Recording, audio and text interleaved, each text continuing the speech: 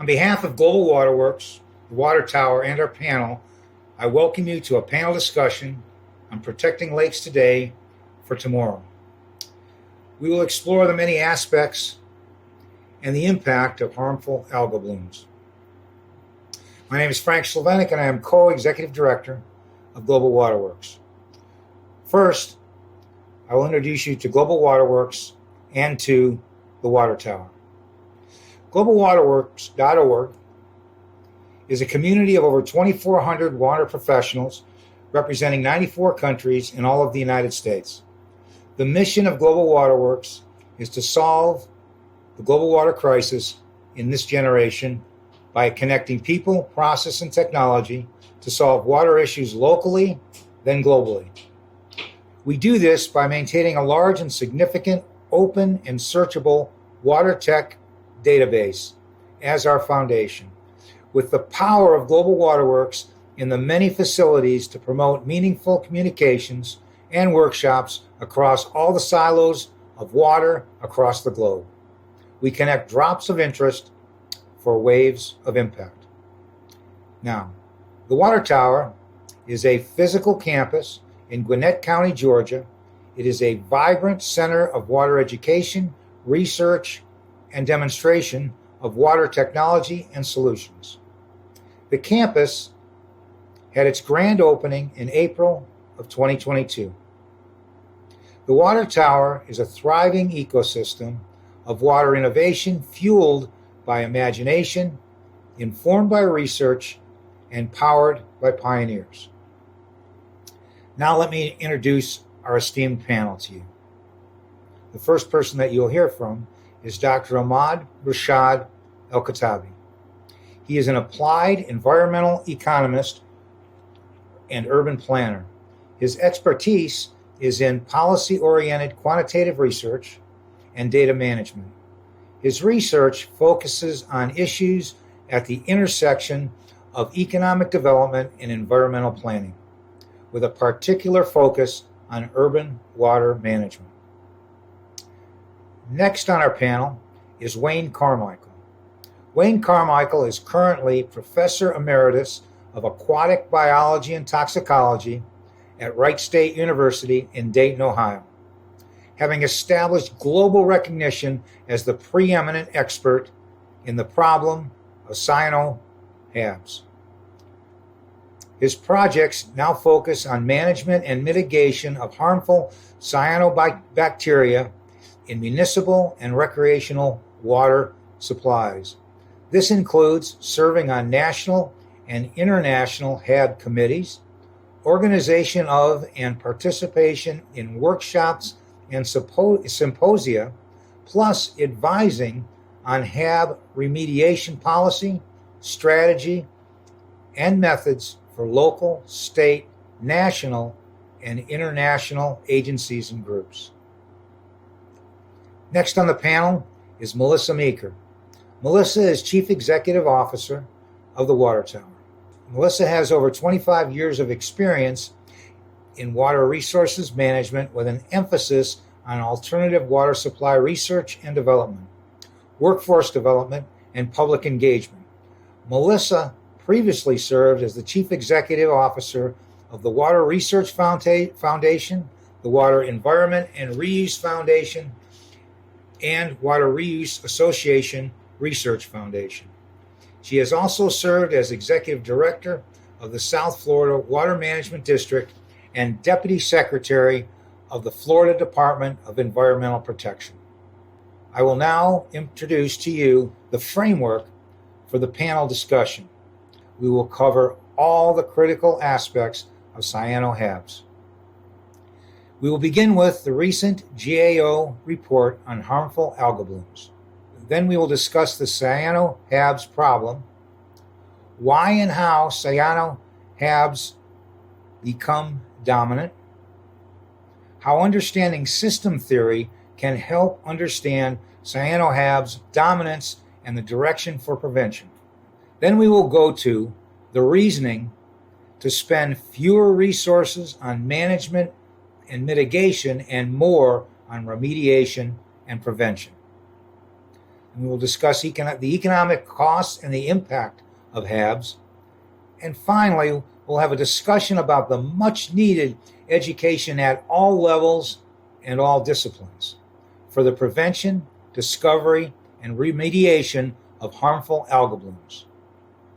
We welcome questions through the conversation here and afterwards.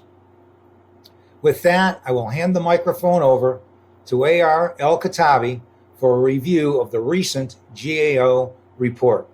A.R., here's the microphone. Thank you, Frank. So I'm going to start off with some background on the Government Accountability Office, just to make sure that we're all familiar with what that is, and then go into the report and summarize it for everyone. So some background: it's the Government Accountability Office, or GAO for short. It's a government agency that provides auditing, evaluation, and investigative services for the United States Congress. Requests for GAO to do reports and testimonies come from congressional committees, subcommittees, or members of Congress. And then the information in the reports is meant to provide Congress, the heads of of executive agencies, and the public with information that is meant to improve government operations. So in the particular report that we're discussing today, the GAO provides Congress and the public with an update on activities related to addressing harmful algal blooms that are carried out by an interagency working group. And this interagency working group was created in 1998 as part of federal legislation. The two co-chairs of the working group include the National Oceanic and Atmospheric Administration, NOAA for short, and the U.S. Environmental Protection Agency, EPA for short. And it includes many federal agencies, and I have some of these listed on the screen.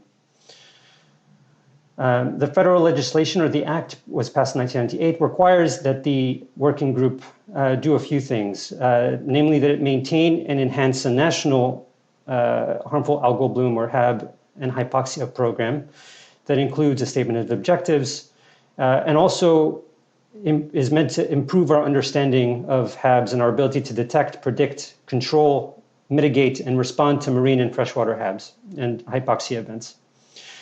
The working group is also responsible for developing a comprehensive research plan and action strategy to address both marine and freshwater HABs and hypoxia events, and coordinate with state and local and tribal governments to coordinate responses. And these objectives are summarized on the screen. As a general note before I move on, the working group itself is not a funding entity. In other words, Congress doesn't have a specific budget for the activities of the working group, but the members of the working group are meant to, or expected to, take existing funding that they have and resources to work on the objectives that they're tasked with. So the GAO report goes through and reviews the efforts of the interagency working group for each of the stated objectives, and comments on what actionable progress has been made to manage harmful algal blooms and hypoxia risks.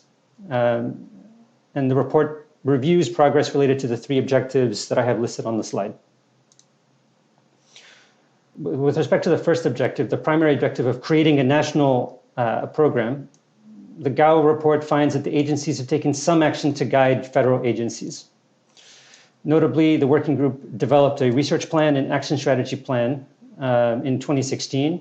And this strategy plan outlines some federal agencies' roles and responsibilities for evaluating and managing HABs and hypoxia across the country. It describes some of the challenges in addressing HABs and hypoxia at a national level. And lastly, it provides some recommendations for federal research and actions to address HABs and hypoxia. The main outcome of that planning document was a list of 5 goals for research and actions.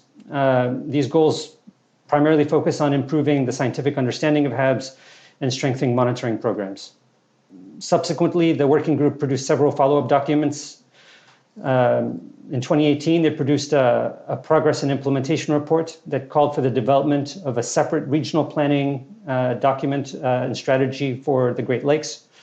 In 2021, they developed a planning document for coordination to further specify roles and responsibilities and identify activities of the working group and its member agencies all the way through 2025.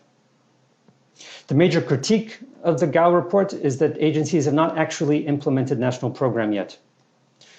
The GAO also criticized the fact that agencies have not developed performance measures needed to assess the results of agency efforts, including assessing progress towards achieving the recommended goals from the 2016 Research and Action Strategy Plan.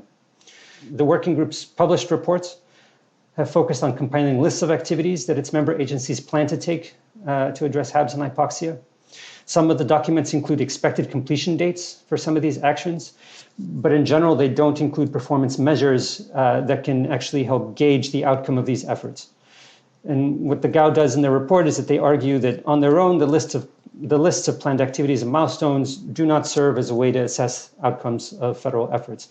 And they argue that developing performance measures is necessary to provide managers with information that they can then use to base their decisions on and create powerful incentives to influence organizational and individual behavior. With respect to the second objective of monitoring, the GAO report finds that that the federal agencies have taken some actions to monitor and forecast HABs and hypoxia, and these actions vary by region and location of water body and the type of water body. For example, NASA provides satellite imagery of blooms and has funded basic and applied research. And they've also invested in technological development to observe, understand, and predict the dynamics of HABs. NOAA has developed a HAB monitoring system, which delivers near real-time satellite imagery for use in locating, monitoring, and quantifying algal blooms in some locations. The EPA has collected data on the presence of HABs and hypoxia indicators in a selection of freshwater bodies across the nation as part of its National Aquatic Resource Surveys, or NARS. EPA has also collaborated with NASA, NOAA, and USGS to develop tools that use satellite imagery to help water quality managers detect algal blooms in certain U.S. freshwater body types. This tool, known as Cyanobacteria Assessment Network, allows for monitoring in over 2,000 of the nation's largest lakes and reservoirs, as well as some of the larger rivers and estuaries. That being said, the GAO report argues that there is no organized, comprehensive effort to expand monitoring of inland freshwater bodies for HABs and hypoxia, and argues that the co-chairs can do more to leverage the expertise and tools of the other participating federal agencies to expand interagency monitoring of freshwater HABs and hypoxia. They also argue that the agencies have taken limited actions to develop forecasts for HAB and hypoxia events in inland freshwater bodies. With respect to the last objective that the GAO report reviews, which is helping states and local agencies and tribes, federal agencies, the GAO report acknowledges that the working group has taken four main types of actions to engage with these government entities. Namely, they provide written guidance, they provide technical assistance, they provide funding, and they also conduct research on their behalf. Though the GAO report acknowledges these efforts, it notes that the working group has not developed a concrete goal to help focus greater attention on prevention efforts. It also notes that the working group needs to do more to help state, local, and tribal governments compare the costs and benefits of different response options for HABs and hypoxia events. And lastly, at the end of this, the GAO report ends by providing a list of 6 recommendations that I have on the screen. The one comment I will make here is that the GAO report, though it acknowledges that all these, the creation of a national program is a responsibility of the working group. That being said, because it's not a funding entity, none of the agencies receive specific funding for the establishment of the different programs that they're supposed to undertake. And the GAO report, though it acknowledges resource constraints, doesn't acknowledge the necessary resources that these agencies need in order to fulfill these responsibilities. And from there, I'll hand it back over to you, Frank. Thank you, AR. Wayne, much of what AR covered resonates with your recent keynote address at the ICTC. Talked about multi-level ecosystem approaches, avoiding knee-jerk symptomatic treatments, and the need for prevention rather than reaction. Wayne, why don't you take it from here? Thank you, Frank. And thank you, Global Waterworks, for organizing what I might call this trifecta, which is an effort to emphasize certain aspects of cyanobacteria, freshwater harmful algal blooms, or as we kind of call them, CyanoHABs.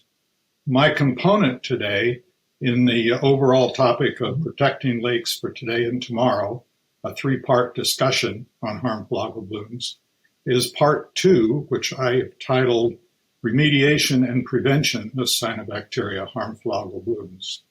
So what I would like to do with just a few slides is to make some key points emphasizing why cyanobacteria harmful algal blooms occur, how they come to be so dominant in our freshwater and even estuary and brackish and even sometimes marine ecosystems, and approaches to understanding how we can go about moving away from monitoring and management and mitigation, which we've done a very nice job of for the last 50 years, and be able to focus on actual remediation and actual prevention of cyanobacteria harmful algal blooms.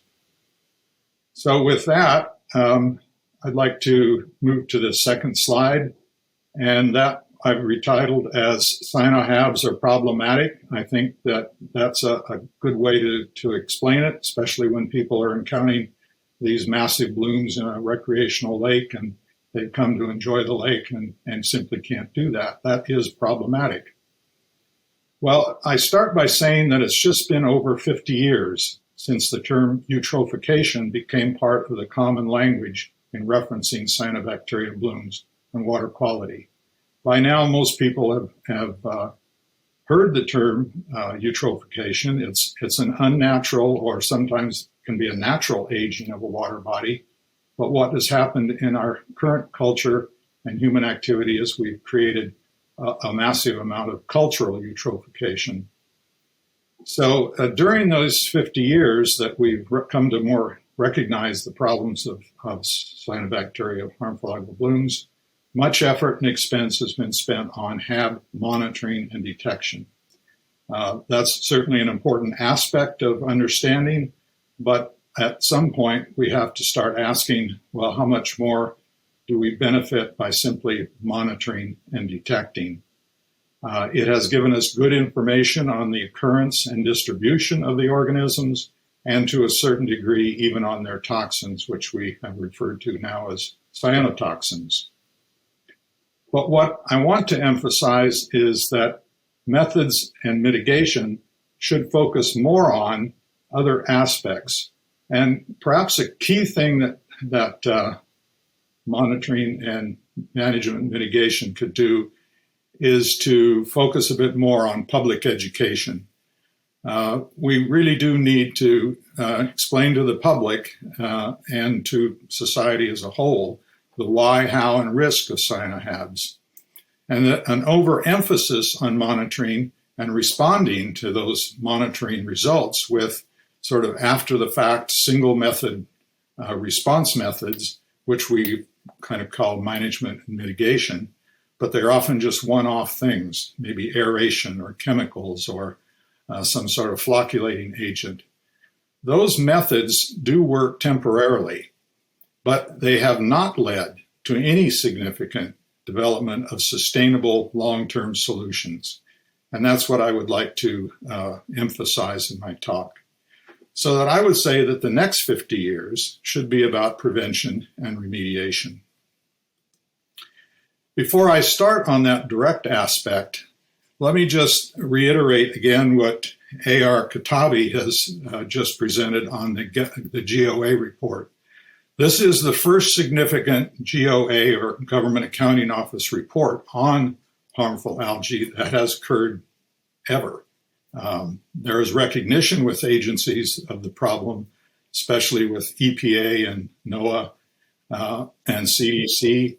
But this is the first report. This report in June that came out just this year, June of 2022, has a number of points which AHAR has pointed out. But the two I want to bring to your attention regards remediation, prevention, and cost.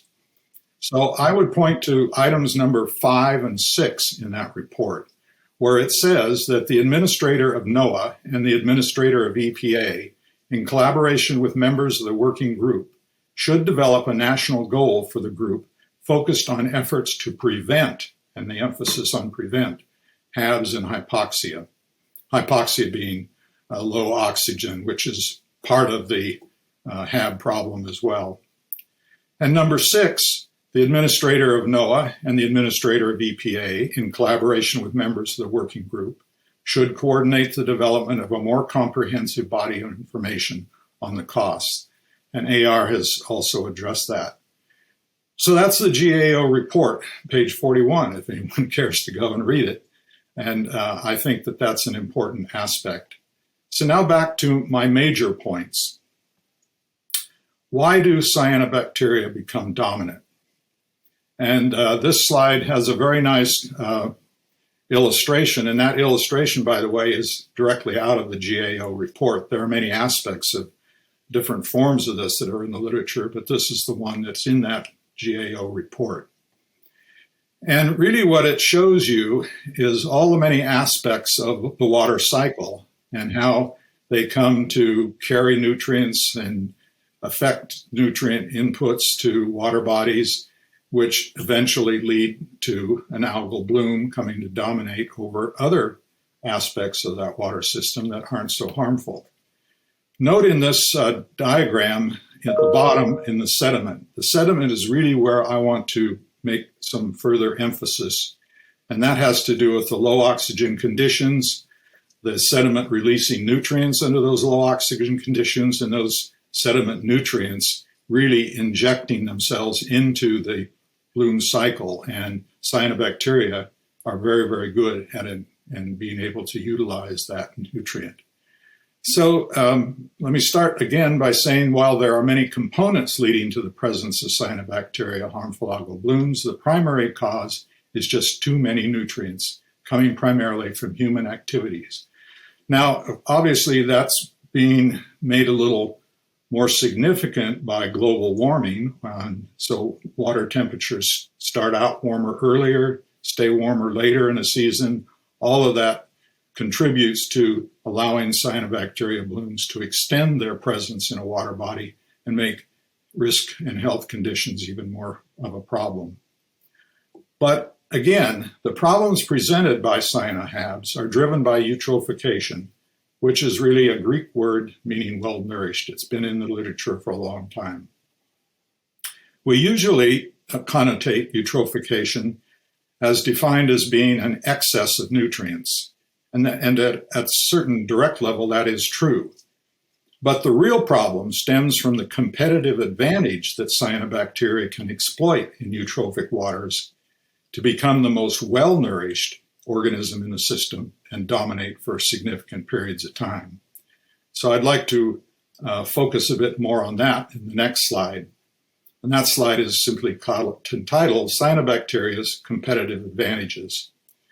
Let's start by pointing out something that you may or may not know, and that is that cyanobacteria, as the name implies, these are blue-green bacteria, used to be called blue-green algae. They were one of the first life forms capable of light-driven photosynthesis to evolve on Earth. So they were a significant component in creating the air that we breathe, of course, about 3.5 billion years ago, to be exact. And in those extreme environments in early Earth, they needed to be highly adaptive, highly agile, and hardy to survive and proliferate. And of course, that ability is what makes them so significant today, because over the millennia, they have retained many of those abilities, which they now use to exploit nutrient availability in eutrophic environments. This enables cyanobacteria to eventually outcompete and dominate other vegetative organisms, and not only algal organisms, but even zooplankton or animal organisms and even fish. So the competitive advantages that they exhibit, and these are 4 of these that I want to just highlight. Number 1, nitrogen assimilation.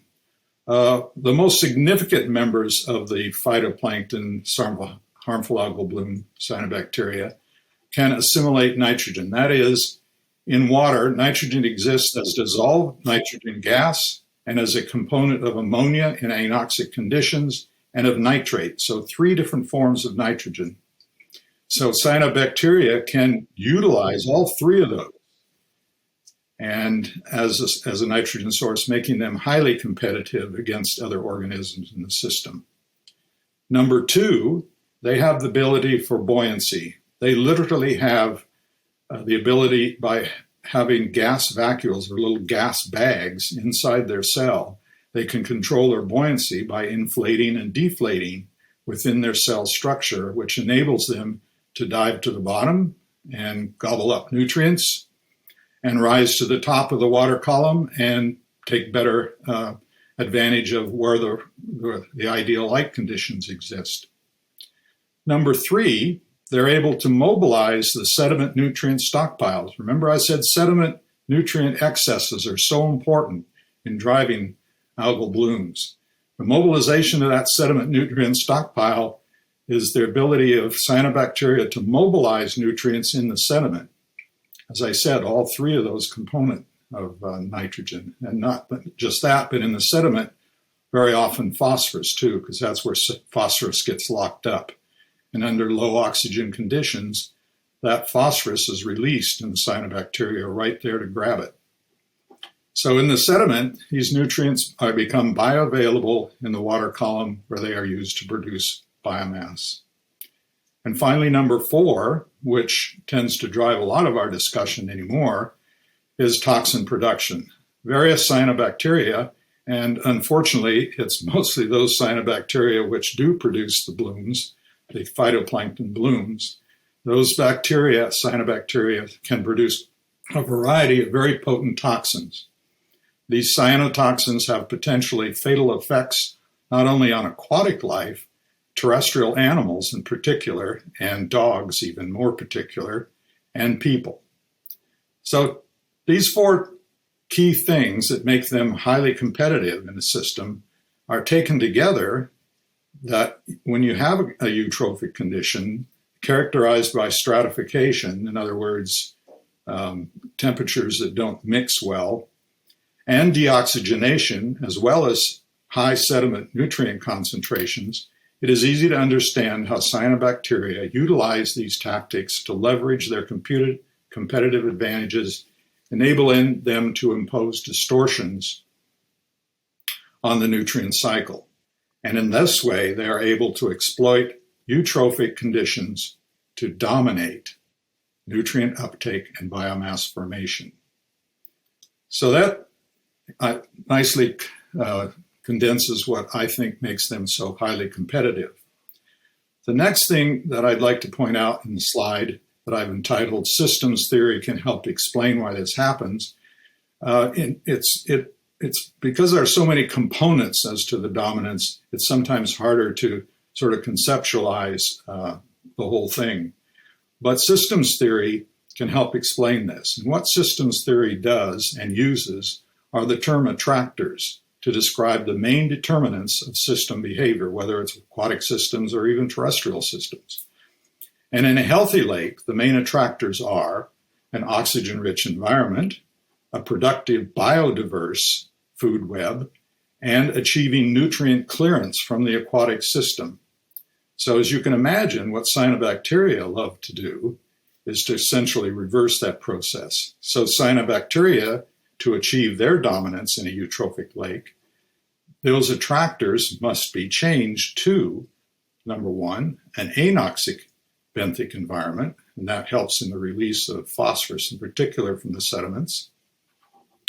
It sets up a constrained food web lacking biodiversity, making them the dominant organism, and that nutrient recycling that supports algal and cyanobacterial dominance in that nutrient uptake. So that explains very nicely how systems theory can sort of, with a few key points, help explain why cyanobacteria become dominant. A key reference for that systems theory approach is in the Cottingham lab in a paper in 2015, where they've used the systems theory paradigm to describe and model cyanobacteria's ability to single-handedly transform a low nutrient lake into a eutrophic lake, which they can bloom and dominate. So with that sort of background information, the next slide that I would like to use in my presentation is entitled Moving Beyond Management and Mitigation. As I've mentioned, we've done management and mitigation at some level for quite some time. And we can say that mitigation implies the removing CyanoHABs from a water body and preventing their occurrence, but it relies on the management tool approach. And that management tool approach typically uses only one or two approaches, not in a holistic sort of multi-level fashion. And unless we are willing to make major efforts towards protecting and improving watersheds and address global warming, the best we can do are those single effort bloom managements, which are completely temporary. I haven't seen one yet that is very long term. So remediation leading to prevention utilizes those management mitigation techniques, but in a multi-level approach. In other words, more than one approach at a time. So that approach returns the water body to pre-CyanoHAB state, and it will involve the following. It's really using three of those approaches in management mitigation. Number one, you want to understand a better job of understanding the basic morphometry. Often when you use these mitigation management methods, you don't really understand the shape, the size, the chemistry of the water body. So it's really important to understand the shape and the size and some of the chemistry and the biology of that lake and of that body in question. And what that does is informs the placement of your management system, which in the first instance involves an air-water flow system placed actually on the sediments in a managed, appropriate scientific manner. And then secondly, using that air-water flow, which is really a microporous ceramic diffusers. These are not bubblers by any means that you might have seen in a pond in a parking lot someplace. But these microporous diffusers, complemented with bioaugmentation, together remove those lake sediments. They literally dissolve them away and shift the phytoplankton population to diatoms and green algae, which are the good algae as opposed to cyanobacteria as the bad algae. Then those treatments will do the following. They will increase the water volume by removing sediments. They will move nutrients into the food webs that are beneficial, allowing competition by those beneficial algae like green algae, diatoms, to outcompete the harmful cyanobacteria, which they will do given the chance. And in addition, expose hard surfaces that do not encourage the growth of aquatic plants. So not only do these methods of approach set up a condition where cyanobacteria are no longer dominant, but they also create better conditions by which macrophytes or aquatic weeds don't grow. And those are often a problem as well. Now, finally, I should explain what bioaugmentation refers to, because it has to be carefully done, but again, thoughtfully done, it works. Bioaugmentation uses two groups of products, an enzyme mix to complement and supplement the normal enzymes that are going to do that digestion of the organic materials, and a nutrient mix, in other words, some micronutrients that actually enhance the growth of diatoms and green algae. For example, diatoms like silica. And so that's one of those micronutrient components. So that's my argument for moving beyond management and mitigation to something that is more completely defined as remediation and prevention. So let me just summarize what I've said. CyanoHAB prevention and remediation needs to be accomplished through an understanding of why CyanoHABs dominate, combined with a multi-level remediation approach. Those approaches include understanding cyanobacteria's competitive advantage, perhaps using a systems theory approach that sort of explains it nicely, and that helps guide our remediation. The next point, support more emphasis on public education so that people know what to expect when somebody comes to their local water supply and says, well, I just want to use some kind of chemical or aeration or something. You're able to question, well, why do you think that in itself will work? Why aren't you using a multi-level approach? And then the next point, study that individual water body, followed by destratification, reoxygenation, and bioaugmentation using the multi-level approach. And that bioaugmentation assists the sediment digestion and movement of nutrients into beneficial components of the food web, that is, not cyanobacteria. It does that by increasing the depth, which is equal to a water volume increase and a sediment volume decrease.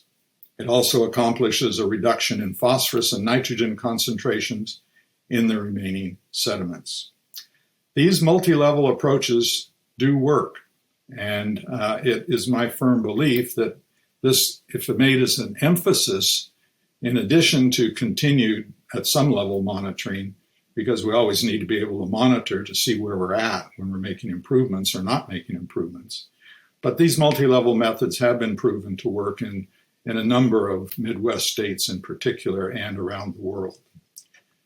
Well, that's my argument, that's my discussion and my presentation. I thank you for your attention, and I'm sure Frank will work with anyone who'd like to pass us some questions and move to the discussion. Thank you. Thank you, Wayne. We see clearly that you have covered the problem from beginning to end, plus the recommendation that the focus should be on prevention and remediation rather than monitoring and research. It was very interesting. We thank you. AR, as an economist, what should be the benefit of a proactive prevention program? It's a great question, Frank. Well, so I'll start off with the costs. So the costs of HABs, I have them on the screen divided up into 6 main categories. So there are healthcare costs, management mitigation costs, drinking water treatment costs. There's the effect that it has on water-based recreation, real estate values, and commercial fisheries. And I'm sure there are others that I'm not thinking of at the moment. But having a more proactive approach would address each of these costs in of themselves. Just to give you an idea of how costly these HABs and hypoxia events are on the economy, there aren't that many studies that look at this on a national level, but from the few that there are, their national estimates are in the range of $50 million annually for marine HABs. For freshwater HABs, they're somewhere in between $2.2 to $4.6 billion annually. Some studies have quantified the effect of HABs and hypoxia events at local levels. For a single county, these costs can go up to $3 million, and this is the impact on recreation and tourism. And on a state level, other studies have shown that these costs can go up to $18 million. For Lake Erie, there's a study that shows that the cost can go up to $142 million annually for all the various sectors. In terms of the benefits of responding to HABs, so I'll just give you some background on how these studies are done. And that's economic impact studies typically assess economic impact by measuring changes in revenue and employment, or take alternative approaches. And these alternative approaches are called non-market valuation. And this refers to estimating the monetary values of environmental goods and services that are not traded on the market.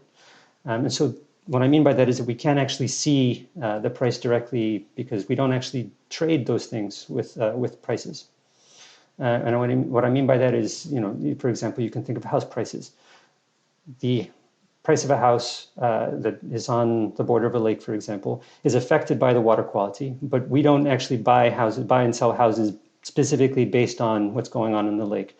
And so we try to infer the hit in the price that, from a house that's on a lake from how much it's being sold. So we're trying to separate out that aspect from using the market price that we do observe, and that's what we call a hedonic approach. Another approach, we typically ask residents about their willingness to pay for avoiding certain events. In this case, would be HABs. And then lastly, we can also use estimated values that we have from one area and try to infer economic losses or benefits to another area. And this is called a benefit transfer method. So I have these on the slide, but there are studies that take one of these approaches that I discussed. So for example, early warnings and forecasts that allow people to prepare for and avoid HAB events. The studies have quantified the benefits around 0.9 to $51.3 million. So this is a very big range in estimates. These studies are typically not very precise, but give you a ballpark estimate. Other studies that looked at reduction in phosphorus and nitrogen quantified benefits from anywhere from 1.33 million to 6.66 million. And this is for a 10 to 50% reduction in phosphorus and nitrogen. Taking a more stated preference approach, this is asking people what they'd be willing to pay. People have asked recreational anglers on Lake Erie how much they'd be willing to pay for cleaning the water body up. And typically the response is anywhere from $8 to $10 per trip. And when you add these up, they can be quite large. Thank you, AR. You made it very clear that the economic impact of the blooms is significant. It certainly shows that prevention and remediation has long-term economic benefits. Those benefits come home to roost when a property owner is on a near-dead or a dead lake. The underpinning to gain the benefits of everything that we've discussed is going to be education, which is oftentimes overlooked.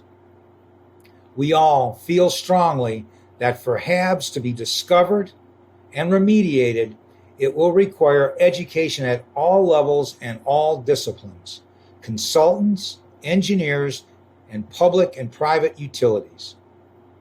In addition to that, we look at also HOAs and homeowners.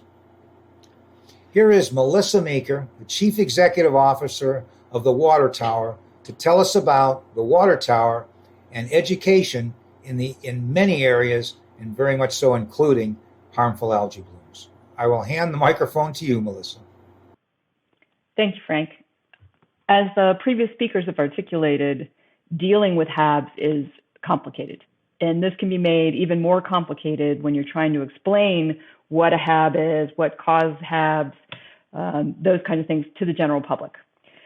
And there are two traditional ways that we have dealt with this in the communication side. One is on-site signage, warning, do not enter, those kinds of things. You've all seen that.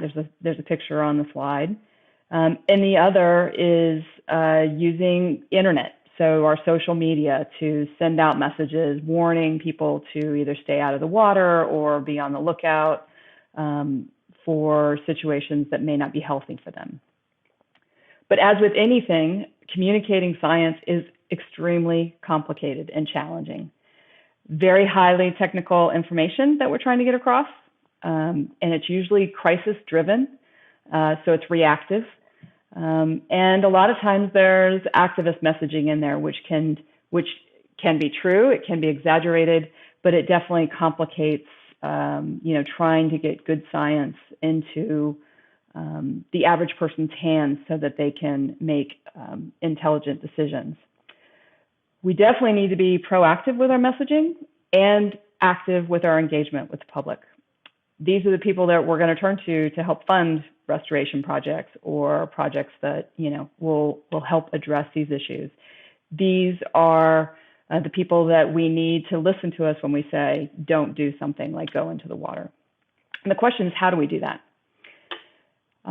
As we, in preparation for this panel and this discussion, I went online and just in Google put in harmful algal blooms and came up with 43,900 results.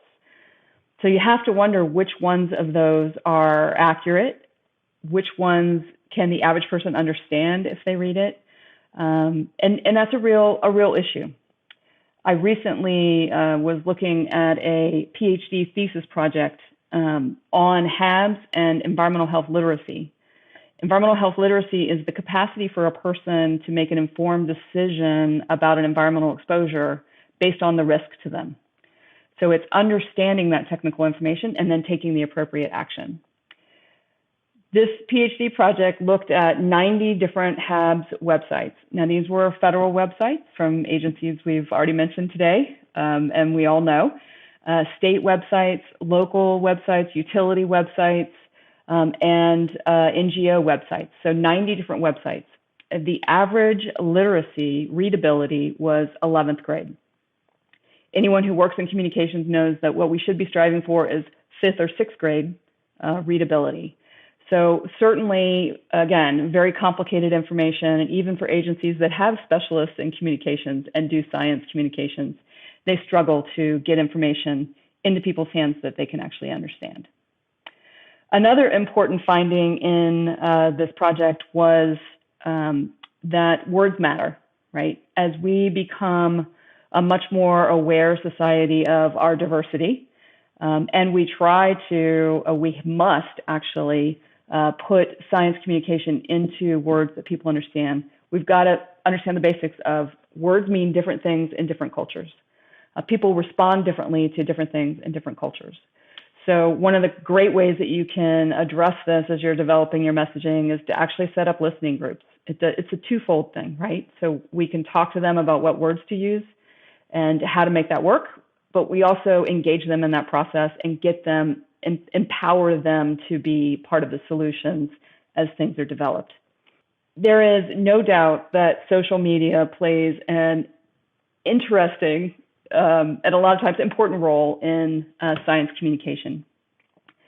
But we need to make sure as communicators that we're doing this, we're using those avenues smartly. Clear, concise messaging across all the different platforms. People gravitate towards different platforms depending on their interests. We need to make sure that the message is the same on all of them. One cool way to do that is using hashtags. You've seen hashtag, hashtag HABS is a great way to consistently use your message. If you go online right now and you look up hashtag HABS, you'll get all kinds of things. Again, hopefully good communicated, good science communication. But another creative thing that I've seen is actually using some of those social media tools like Facebook Live to do a live Q&A session where you can actually get the questions that you want people to ask out as well as the answers. So it's a nice way to package some things as opposed to sending somebody to a website to read a written Q&A. One of my favorite technologies, I don't know that it's a technology per se, but a different way to do things is 120 Water. And I show a picture of their mailer, their box that they send. So they're working with utilities to address water quality in their communities, and they actually mail a box with information in it. It can have toys in it. It can have literature that explains things. It can have links to surveys. It can have a bottle for them to fill up water and send it back to a lab. So just a great way to creatively get into the homes of people who may not follow you on social media, but are still a critical part. The one thing that we know is that unless there is a true crisis, people don't generally attend public meetings. So again, how do you engage the public, get the message out there in a more creative way? Down in St. Lucie, actually Martin County on the St. Lucie River, one of the things that they've used is citizen science. So again, you don't want to send your citizens out into a lake that has HABS, that has a problem. You don't want to send them out in an unsafe situation. But by engaging citizens in doing citizen science, you can actually find out ahead of time if you're going to have a bloom or a specific problem in an area.